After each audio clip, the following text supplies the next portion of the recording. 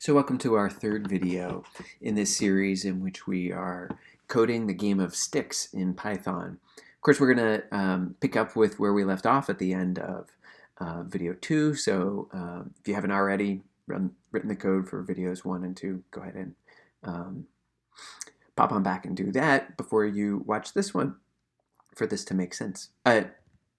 So let's see. Last video we did these tasks, repeating turns until we're done and then ending the game. And now it's time to validate the user input. So what does that mean to validate user input? Well, like I've said before, we need to assume that we have nefarious users, meaning our users will very likely enter things that we're not expecting them or not wanting them to enter. So in this game, we're asking the user how many sticks to take. We're expecting them to choose a number 1, 2, or 3. And if they enter some other number, that's considered invalid. Same thing if they enter a bunch of characters, well, we get an error message. Or if they enter nothing, we get an error message. So as a software designer, we need to think about how we want the program to respond in this sort of situation. And as a programmer, we need to think about, well, what syntax, how do we write the code that catches this sort of invalid user input? So I'm going to throw that question to you. How would you suggest that we handle this if the user enters invalid input? All right. Well, there are lots of different things that you might do, and we're going to take, like providing some sort of custom error message or suggestion on how the user could change their input. We're just going to go with a bare bones approach, which is just to ask the user again. So we'll just repeat this question until the user gives us some input that we can work with. So next thing we need to think about is, so that was our design decision, right? Next is in code. How are we going to do this in the code? So I'm going to actually ask you this question. Where in the code do you think we need to insert some sort of error handling or input validation? Where in the code does the program need to stop and check whether the user entered their input correctly or not? Yeah, so let's look at where this happens in the code. This line that I've highlighted here is where we're asking for user input, and then immediately that input we try to convert to an integer right here on the same line of code. So it's sort of in this gap that we want to insert that error handling code. And we can't really do that on one line here. So we're going to have to split this up into multiple lines. So I'm going to take this integer conversion off this line. We'll just ask the question, and then we can say if something is true, then we ask again. We can just copy paste this line. In fact, I know I told you not to copy paste, but for the sake of expedience, we're going to do that right now. So if something is true, we want to ask again. So what condition would be true that would cause us to want to ask again? Or said another way, what should I write in this blank?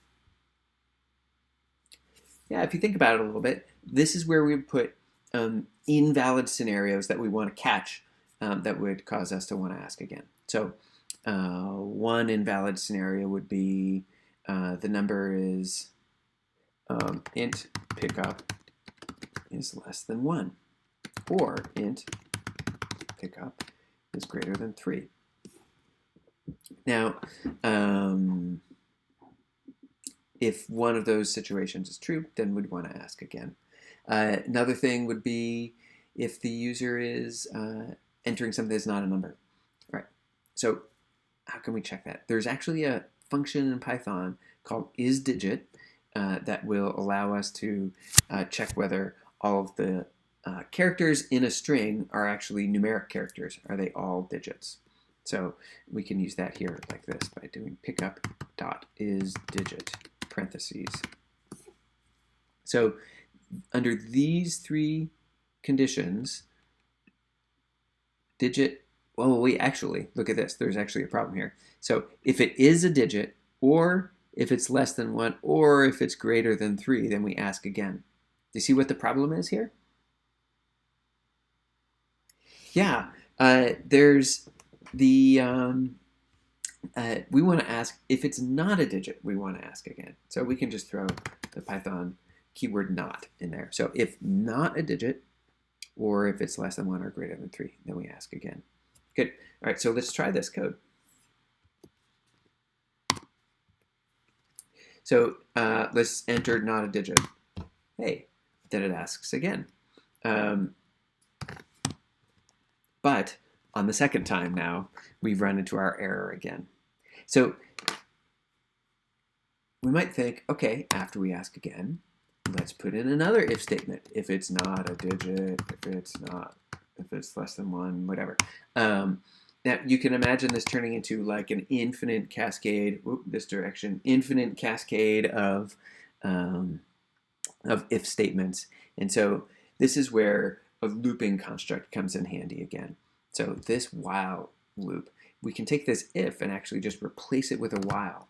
So now that we have we've changed that if to a while statement, this block of code that's indented underneath it will run infinitely many times until one of these is true. So once one of these is, once one of these is, once all of these are false, it's passed all our checks, then it'll stop asking. It'll stop asking this question.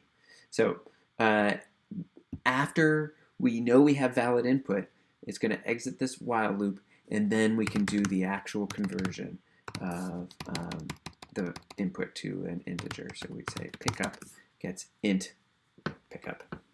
So we're going to take our pickup variable, convert it to an integer, store the result back in the pickup variable. So let's run our code now and see how this does. Okay, so invalid input, good. How about invalid input? Nice. Negative number, invalid, good. How about some valid input? Good, that does work. Hey, so this is good. A 4 bad, 5 bad, really large number, bad, string bad, empty bad, but 1, 2, or 3 are all okay. So let's end the game there. Good. All right, so it's this construct that allows us to do some error checking of the user's input. That's it. We have done our validating of user input now. I think we're going to stop there. We have a human player versus human player version of the Game of Sticks game. Congratulations for making it this far. I hope you enjoy the game. And sometime in the future, we're going to create a AI for this game. And so the computer, you can play against the computer. Okay, till then.